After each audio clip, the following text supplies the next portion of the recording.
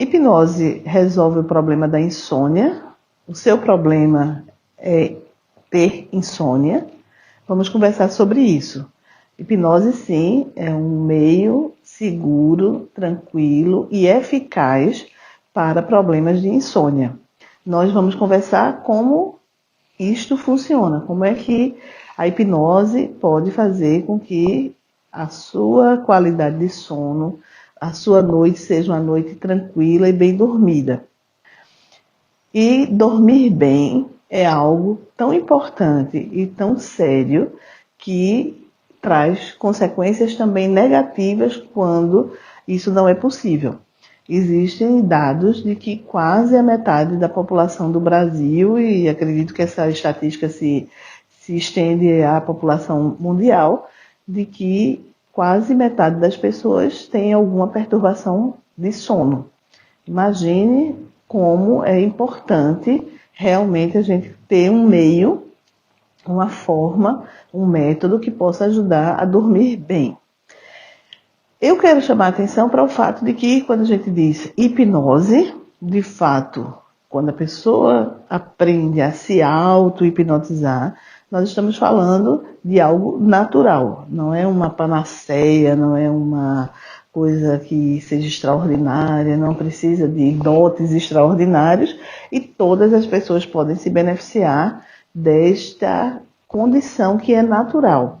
Não é uma mágica, mas é algo que realmente nós temos à nossa disposição, essa condição de poder realmente dormir bem. Eu vou dar umas explicações, umas dicas, mas importante mesmo é você ter esse interesse de melhorar a sua qualidade do sono. Sempre é possível melhorar, principalmente quando a gente já tem uma necessidade, um sofrimento por conta dessa condição de não dormir bem. E esse não dormir bem, as consequências dele no dia a dia, se refletem em muitas coisas. No trabalho, né? Quantas pessoas têm essa dificuldade e é até perigoso para certas funções a pessoa não estar com a cabeça boa, a cabeça relaxada, focada. Então, uma das perturbações que a insônia causa é um déficit de memória, de atenção concentrada no dia seguinte. Então, para a economia, né, para que as pessoas possam, essa força produtiva na indústria, nos serviços, né, atendimentos importantes como de médicos, de odontólogos, que a atenção é extremamente importante. Pessoas que estão na construção civil, imagine como é importante a execução de uma obra pela qual depois vão passar carros, né, digamos uma ponte, ou pessoas que vão morar num prédio, enfim, toda a produção humana depende dessa capacidade de o cérebro e a mente estarem bem focados, estarem bem regulados. E o sono é uma dessas formas de regulagem, de harmonização, de regulação das funções fisiológicas no corpo e na mente.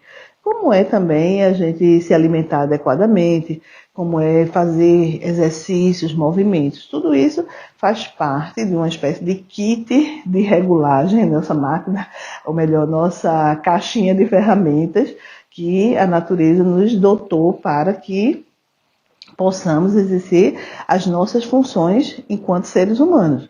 Ninguém vive só para dormir, ninguém vive só para comer, ninguém vive só para respirar, mas todas essas funções são fundamentais para que nós sejamos aquilo que nós fomos programados, fomos criados para ser. Então, a realização humana, ela vai além do nosso corpo e da nossa mente. A gente existe para ter um lugar no mundo, executar uma missão, exercer uma função, seja de ser mãe, seja de ser um presidente de república, seja de ser papa. Todas as pessoas têm uma missão, têm uma busca dessa experiência de estar vivo e vivo, realizado e realizando coisas para si e para outras pessoas. Então, o sono é fundamental. Acho que a gente já pode partir dessa premissa, né, desse pressuposto de que essa condição de descanso, de repouso, de renovação de energias, de forças, é um caminho extremamente fundamental, essencial para a vida humana.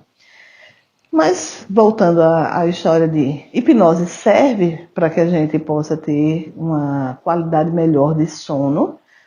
E eu já disse que sim, não é? Eu vou dizer como nós podemos realmente cultivar na nossa vida, como a gente pode aprender a fazer isso, a gente reconhecer que existe essa possibilidade, essa potencialidade, essa capacidade dentro da nossa mente e, consequentemente, no nosso corpo. Então, hipnose é sim um meio bastante eficaz para resolver problemas de insônia. Antes de detalhar esse aspecto de como age, como atua na mente esses processos chamados hipnóticos, eu gostaria de lembrar que a insônia, ela é um sintoma, ela não é um problema. É como febre. Alguém diz, estou com febre, estou doente, estou com febre. Febre é um sintoma, é um sinal, é uma sinalização de que existe um problema e que por isso o organismo está exercendo, lançando mão de processos de defesa. Então, quando alguém está com febre, é porque pode haver uma infecção e aquela febre, aquele aumento de temperatura corporal é exatamente para matar os micróbios e assim o organismo melhorar.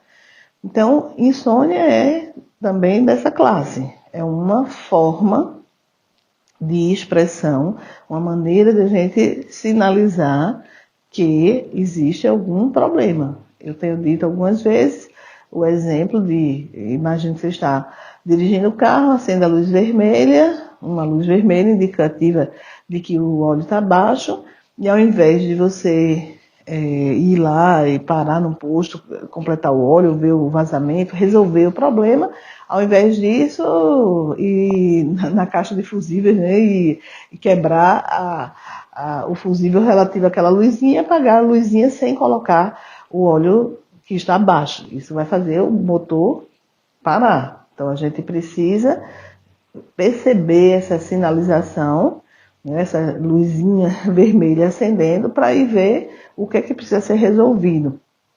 E não simplesmente fazer um sedativo, que seria, usando essa metáfora, a história de apagar simplesmente a luzinha sem fazer o que deve ser feito, que é resolver o problema do óleo do carro.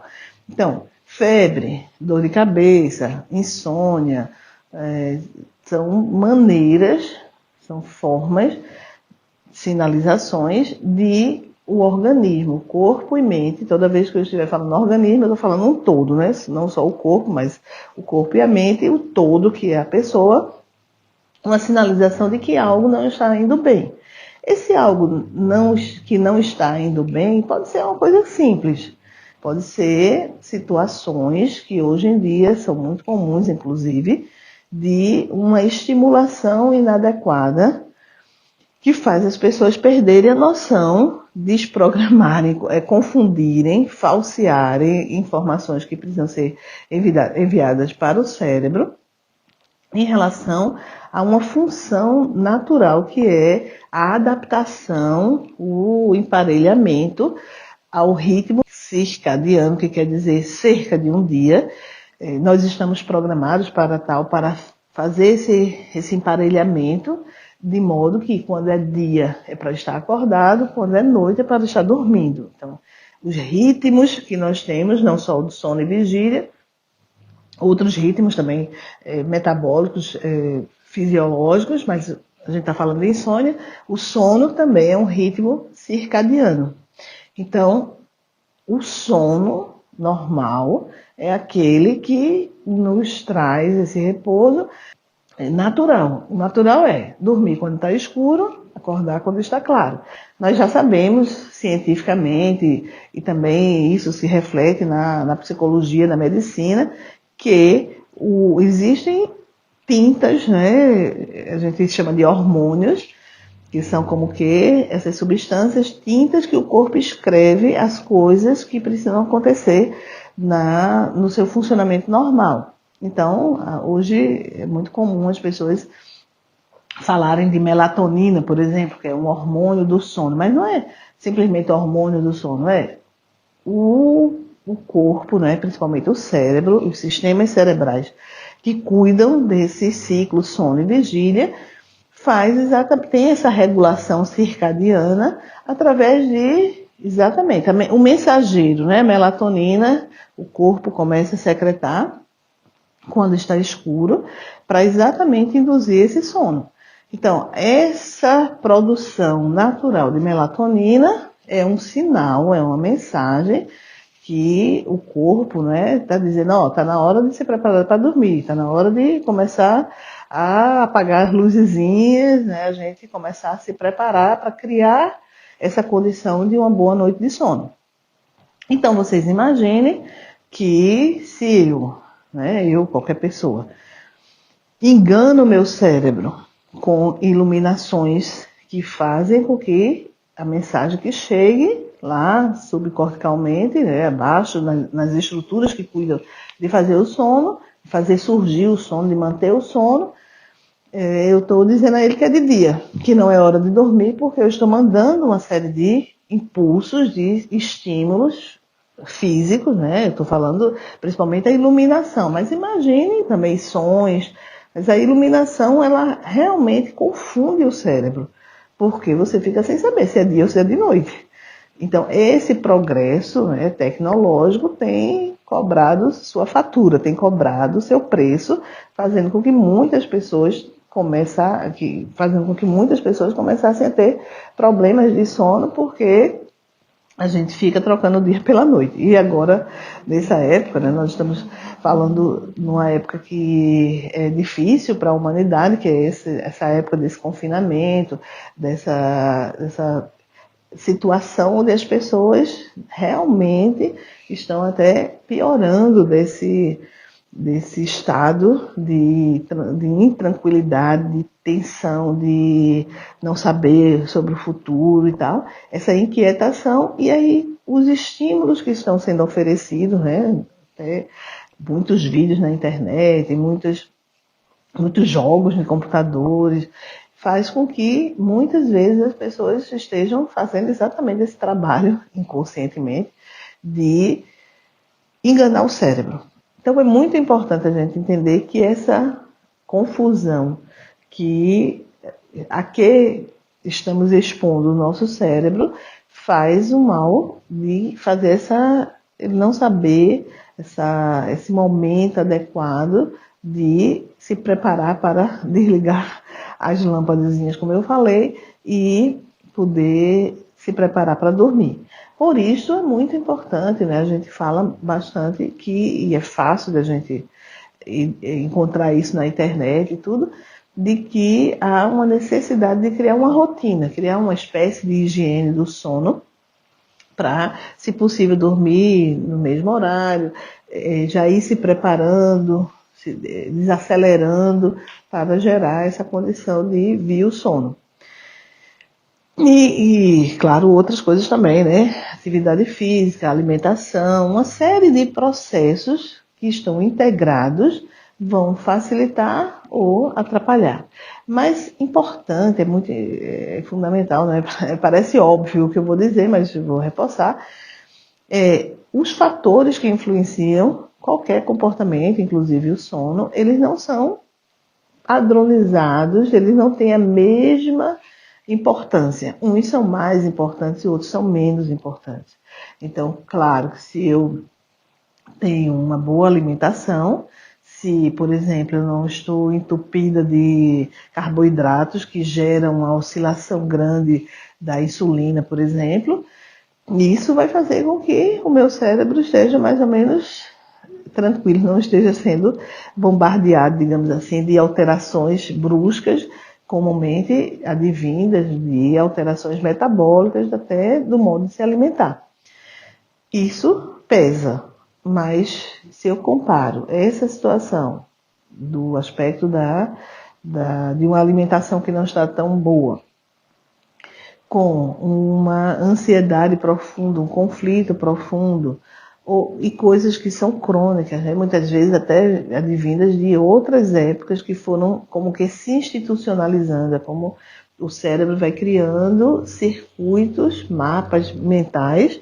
Esses mapas mentais não é a mesma coisa daqueles mapas mentais que algumas pessoas falam vem já de Leonardo da Vinci, que é criar uns esquemas mnemônicos de uma forma mais orgânica, mais próxima de como funciona no cérebro. Não é disso que eu estou falando do que os cientistas falam dos circuitos neurais, hoje se chama mapas neurais, que são os caminhos das mensagens que passam pelo cérebro e mais ou menos se institucionalizam. É como se a gente estivesse passando por um caminho, um gramado, e alguém passa ali, faz um caminho, uma talha, e outra passa, daqui a pouco mata a grama e vira um caminhozinho mesmo. Aí a tendência das pessoas passarem por aquele caminho, por aquele espaço, é usar aquele caminho.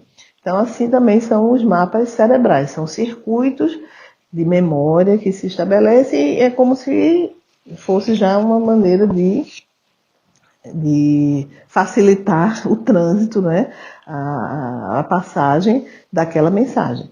Então, para isso precisa uma espécie de reeducação emocional, que é a linguagem, a forma de refazer, de otimizar esses circuitos. Eu vou tocar nesse assunto daqui a pouco, mas eu acho que a gente pode considerar que eu posso avançar nesse assunto no sentido de que existem fatores regentes, ou seja, fatores que são mais importantes, que regem que esse fator ou esse grupo de fatores, se a gente atua neles, é como o que comumente as pessoas chamam de causa, né? É o fator que está sendo preponderante, que é realmente sobre ele, que se agindo vai se resolver o problema.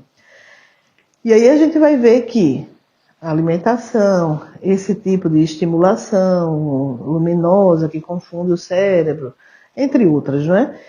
A questão de a pessoa estar numa falta de rotina, né? Ela não estabelece uma rotina natural, ela não tem esse hábito de realmente dormir naquela hora, se preparar para dormir adequadamente.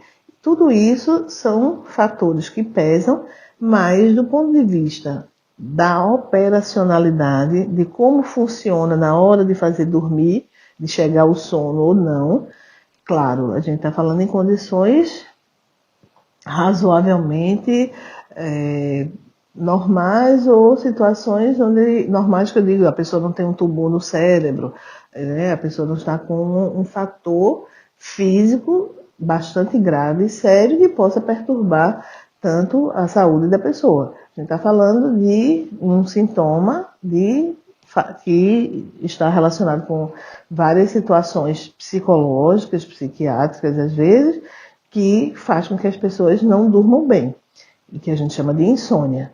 Então, essa distinção, esse diagnóstico, você saber realmente essa condição da causa ou dos fatores regentes dessa insônia, que na maioria das pessoas está dentro desse grupo que eu falei de fatores, não é uma coisa grave da forma, né, comum, generalizada para a imensa maioria das pessoas, é algo que reflete uma situação circunstancial ou uma situação pessoal que já tem mais enraizamentos, digamos assim, mas que pode ser resolvido. E é tudo sempre na perspectiva de realmente os fatores que levam àquela perturbação serem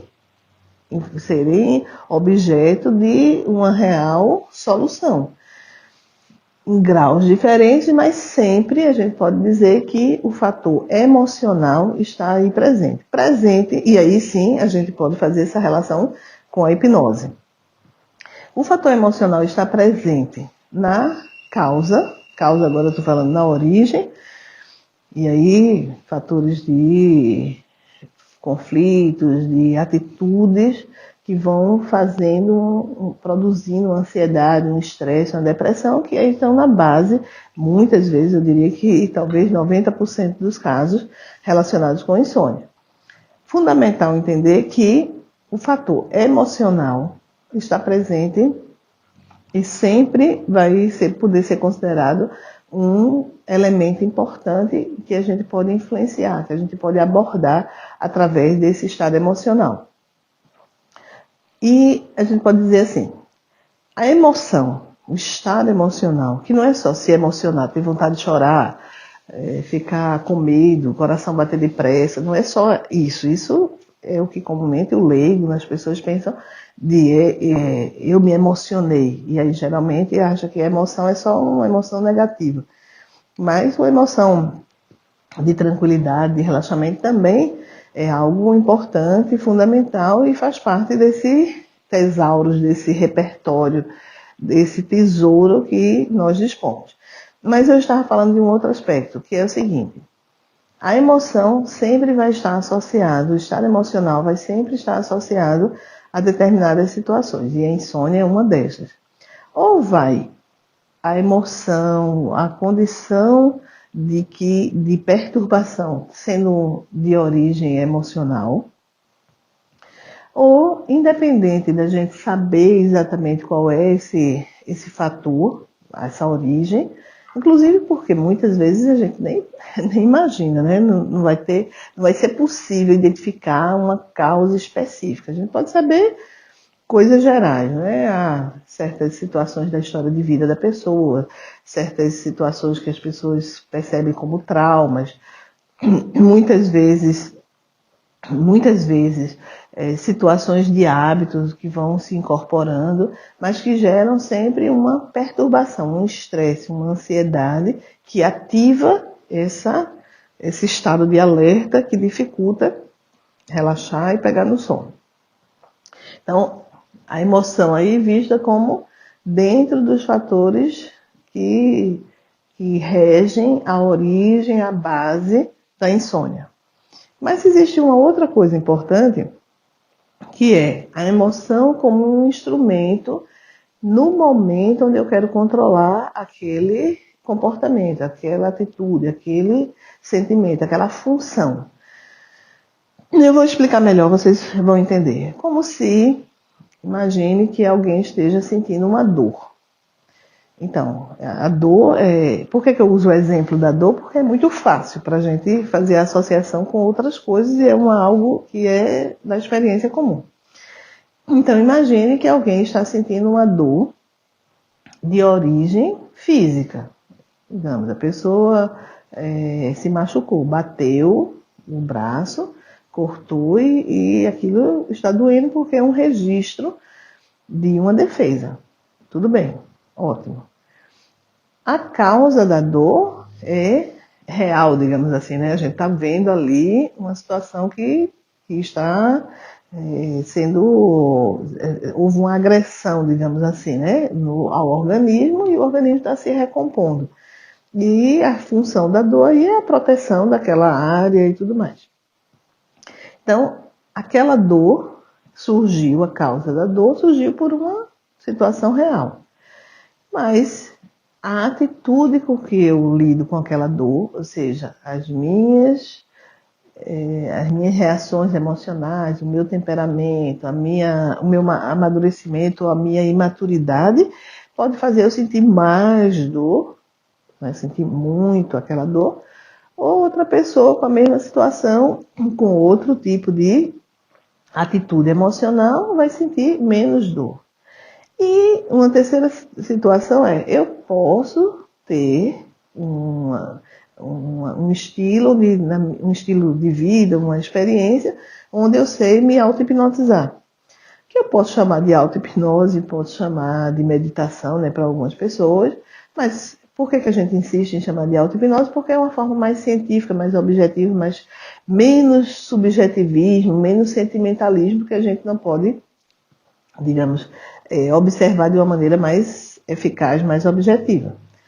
E o nome mesmo é auto-hipnose, porque historicamente a gente já sabe que esse estado já foi estudado, desenvolvido modelos científicos sobre isso, que é o mesmo estado que Em 1881, James Brady, um médico inglês, chamou de hipnose, que é a mesma coisa que antes era chamada mesmerismo, mesmerização, magnetização, enfim, há uma continuidade histórica, uma evolução científica da abordagem, do modo de compreender, mas o fenômeno é o mesmo. Um estado emocional intensificado onde certas reações, certos fenômenos, certas funcionalidades que existem dentro do nosso organismo podem vir à tona. Uma delas é a analgesia espontânea, ficar sem sentir dor. Então, a pessoa que sabe fazer isso, ela vai ter uma vantagem. Sabe fazer isso o quê? Sabe se auto-hipnotizar, sabe entrar nesse estado de tranquilidade, mesmo diante de uma situação dolorosa, né? Objetivamente tem ali aquela necessidade da dor, mas ela vai saber até controlar aquela dor e não sentir aquela dor se ela consegue entrar nesse estado de tranquilidade, mesmo que seja algo objetivo, real. A dor está ali e existe. E existindo, está incomodando, é preciso gerar uma forma de lidar com ela, observando a tendência natural do organismo, as potencialidades do organismo. Eu estou insistindo muito nisso para tentar ser clara e ajudá-los a entender que eu posso, através do estado emocional, através de uma abordagem hipnótica, mesmo antes de resolver a causa daquele problema, por exemplo, imagine que a pessoa se cortou, o organismo vai gerar ali os processos de cicatrização, então, digamos, dura alguns dias, o processo de estancamento do sangue da pessoa não está ali com uma hemorragia, né, superficial, que possa ser estancado melhor. Isso tudo vai poder ser acessado, ser utilizado antes da pessoa realmente melhorar da causa de base, digamos assim, daquela que causa aquela dor. Então, eu posso, através da hipnose, já oferecer uma maneira da pessoa lidar com o problema antes mesmo daquele problema ser resolvido na sua base. É como se fosse assim, a emoção pode atrapalhar, né? Pode fazer surgir um sintoma como a insônia, uma emoção de conflitos, de estresse, de ansiedade, e a emoção positiva pode fazer com que aquilo seja trazido para uma situação de normalidade. Eu estou falando do combustível, do que faz aquilo acontecer. A causa, o motor primeiro do que fez aquilo acontecer, vai, dependendo da situação, né? Existem várias hipóteses, todo comportamento humano não quer dizer que seja causado pela mesma coisa, a gente sabe, padrões de influência, de determinação de certos padrões de conduta, certos problemas, mas a vida de cada pessoa é individual, é exclusiva, é singular. Então, a gente está falando do processo que acontece, que faz aquilo surgir, e a experiência real, concreta de cada pessoa é individual, mas o jeito daquilo ser produzido no organismo e o jeito daquilo ser controlado, a gente pode dizer que são padrões já estabelecidos, porque, embora nós sejamos indivíduos únicos, exclusivos, singulares, cada pessoa é uma singularidade, mas todos nós temos nariz, 2 olhos, pulmões, coração, ou seja, nós também temos um aparato, uma condição de igualdade determinada pela nossa natureza. Então, a capacidade de se emocionar, de poder conduzir boas emoções para bons propósitos, para o organismo funcionar bem, essa condição ela é universal, ela faz parte da natureza humana.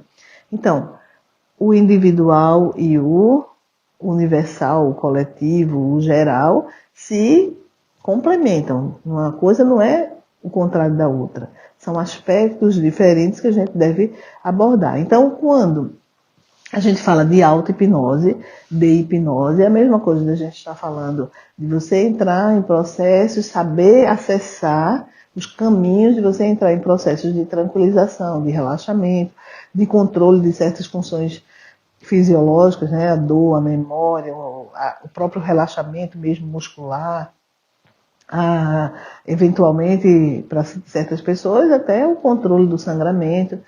Tudo isso faz parte de uma condição muito própria do ser humano, faz parte do ser humano.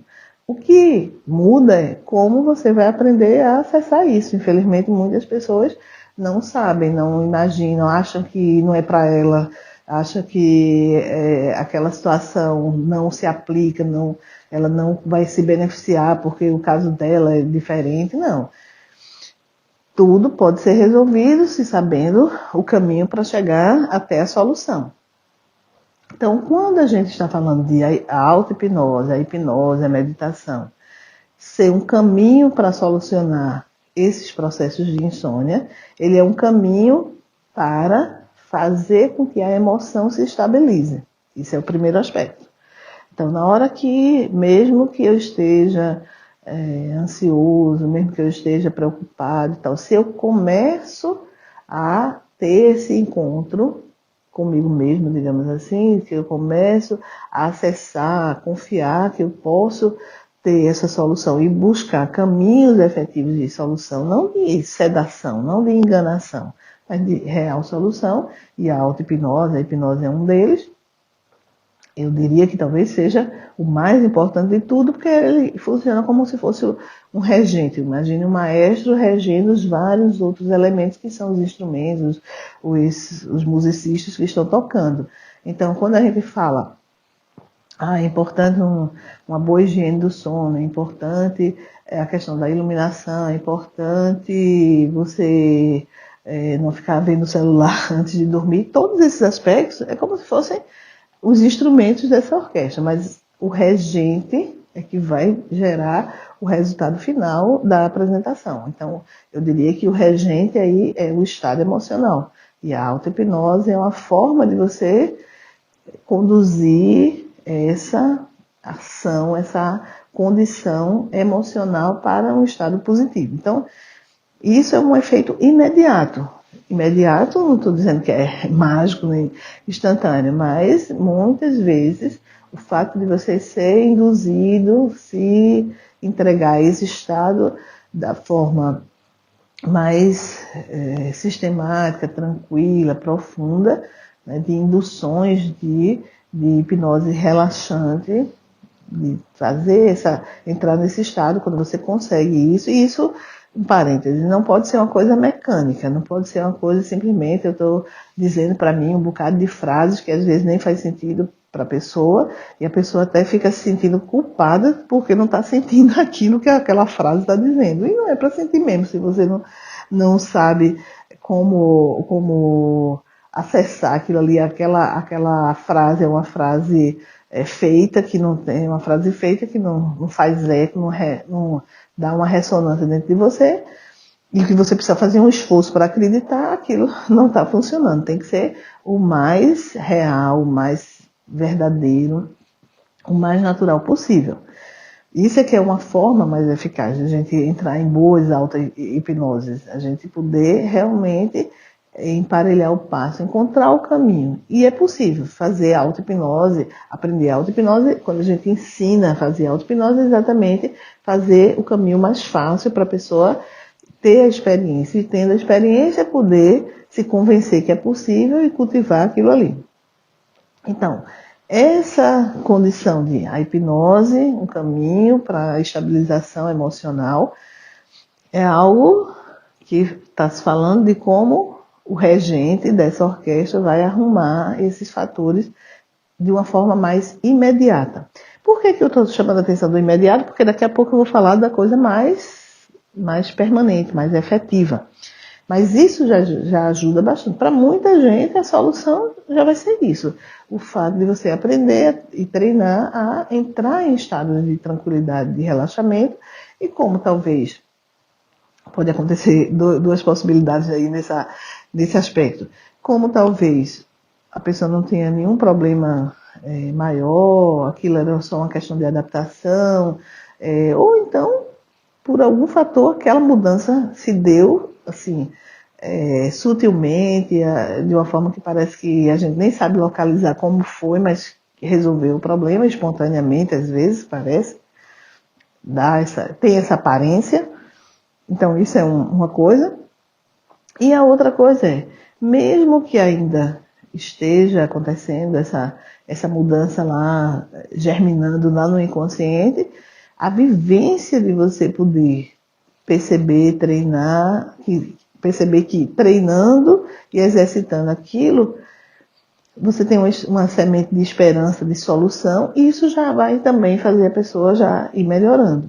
Então, a doutora Galina Solovey, uma russa muito importante aí nessa compreensão moderna da hipnose, né? Ela é coautora do livro Cibernética dos Estados Emocionais, juntamente com o Dr. Lamartine Holanda e o Dr. Anatol Mileshny, que era também um médico russo. Eles três são os responsáveis pela formulação dessa compreensão moderna, juntamente com o Dr. Milton Erickson, né?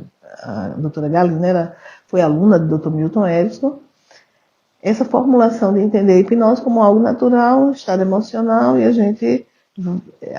a condução, a abordagem é uma linguagem, uma forma de se comunicar profundamente com o inconsciente. Então, a doutora Galina, ela dizia que o estado de esperança, de ânimo, de confiança estabelecido com os primeiros resultados que a hipnose produz mais rapidamente, gera um novo estado de ânimo no paciente, uma forma da pessoa realmente se sentir confiante e poder continuar, poder fazer essa caminhada, né, essa jornada para a real solução de vários problemas e se consolidarem aquelas melhoras. Então a gente tem que ter essa perspectiva, isso é importante. Um outro aspecto que eu ia dizer sobre como esse tipo de abordagem, de treinamento, de relaxamento, de encontrar o caminho, de conversar com o inconsciente, confiar nesse tesouro que é o nosso inconsciente, é que isto por si só vai gerando uma forma de amadurecimento, vai gerando um amadurecimento emocional. E o que significa isso? O fato de você vivenciar, experimentar esse estado de maior tranquilidade, que é o que acontece na psicoterapia, né? A psicoterapia bem-sucedida, uma relação, um vínculo profundo com o diretor espiritual, com uma pessoa que realmente você confie, se sinta conectado, tem um caráter hipnótico, tem o caráter dessa condição emocional hipnótica profunda. E isso faz a pessoa ir se sentindo mais capaz, não se convencendo, vivenciando, tomando consciência de que ela é mais capaz emocionalmente de lidar com situações que antes, na vida, ao longo, já desde a infância, a pessoa de algum modo se sentia insegura, incapaz de enfrentar, e aí isso gera conflitos, medos, sentimentos de inferioridade, sentimentos de culpa, enfim, uma série de diabinhos, né? Eu estou dizendo metaforicamente, né? Os macaquinhos agitados que vão perturbando a nossa relação conosco mesmo e com as pessoas. E aí se estabelece uma série de quadros neuróticos, imaturos, certos transtornos e tal. Então, Galina Solovey lembrava isso, que essa vivência inicial de o negócio pode funcionar, eu posso melhorar, essa esperança que se reacende, é um fator de amadurecimento emocional. Esse amadurecimento emocional vai fazer com que a pessoa vá naturalmente olhando com olhos de adulto aquelas situações que lá no passado e que até o momento presente que se perturba a pessoa, porque ainda está ativo isso, se olhava com os olhos de uma criança assustada. E aí aquelas fórmulas infantis de fuga, que muitas vezes acontece com vários comportamentos para poder fazer a pessoa se perder oportunidades. E o pior é que a pessoa nem nota isso, nem imagina. As oportunidades que mais são perdidas são aquelas que a pessoa nem imagina que perdeu. Então, essa condição de está imaturo, usando fórmulas infantis, fórmulas que não são eficazes de vida, de relacionamento, geram uma série de problemas e é fruto desse encruamento emocional infantil. Então, o fato de eu ficar sendo capaz de realmente estabelecer estados, vivenciar estados de tranquilização, que vai ajudar eu a estabelecer vínculos importantes, adequados e tal, vai entrando no, como eu digo sempre, um círculo de um círculo vicioso, passando para um círculo virtuoso. E isso vai fazendo a pessoa se sentir capaz de enfrentar os problemas que ela antes não se sentia capaz de enfrentar. Ela vai amadurecendo emocionalmente e largando fórmulas infantis de adaptação que não adaptam, que não geram uma verdadeira adaptação, um crescimento, e a pessoa está vivendo, se realizando, sendo feliz, sendo normal nesse sentido próprio da palavra, quer dizer, atendendo às necessidades programáticas naturais da sua natureza humana, da sua carga genética.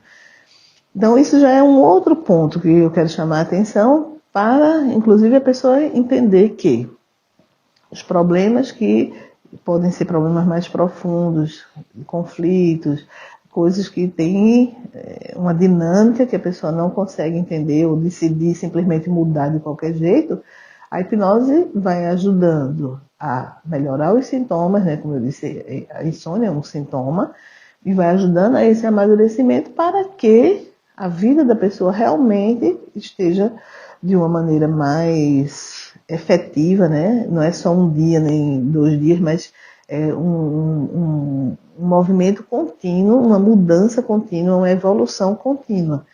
E aí sim, claro, isso vai repercutir até na consciência da pessoa perceber que ela precisa se tratar, né? Imagine que a pessoa vai melhorando e tal, e aquele incômodo, aquelas situações, a pessoa toma mais consciência da necessidade que ela precisa resolver coisas que antes ela nem imaginava, ela achava que o problema estava nos outros, que o problema está numa situação física que faz com que ela não enfrente algumas coisas e o mal-estar que ela sente de insônia, de ansiedade, ela achar que resolveria com remédio que não resolve. Então, esse amadurecimento vai fazer com que se abra uma visão mais realista da pessoa e do mundo.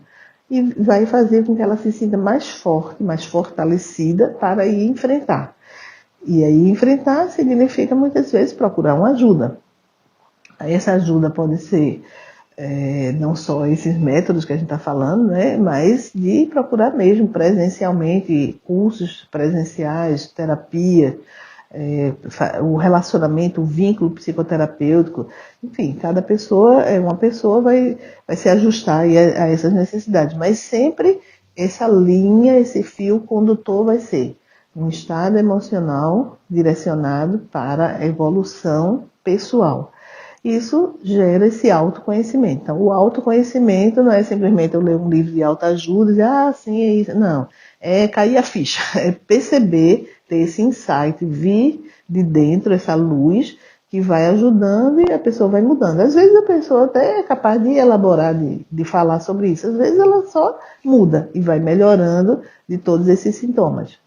Esses comentários, essas análises que nós acabamos de fazer, eles são uma espécie de abordagem geral e a minha principal intenção é exatamente chamar a razão nossa, né, trazer a nossa razão, esse não só conceito, mas essa percepção de que é muito importante a gente valorizar o nosso inconsciente, confiar na nossa natureza, não de qualquer jeito, mas direcionado com esses conhecimentos e esse aporte, trazer essa perspectiva da emoção positiva, eu acho que é uma das coisas fundamentais. Então eu espero que tenha sido útil para você, tem mais conhecimentos, mais coisas que a gente pode falar, né? Ao longo dos vários vídeos a gente tem procurado esclarecer vários desses problemas, dessas dificuldades, e às vezes de coisas que aparentemente são simples, podem ser resolvidas de um modo simples, mas que se cronificam e passam a ser uma coisa muito pesada para as pessoas, atrapalha a vida das pessoas. Eu espero que eu tenha contribuído, que você possa se interessar e utilizar essas informações para o seu bem-estar e para a sua realização pessoal.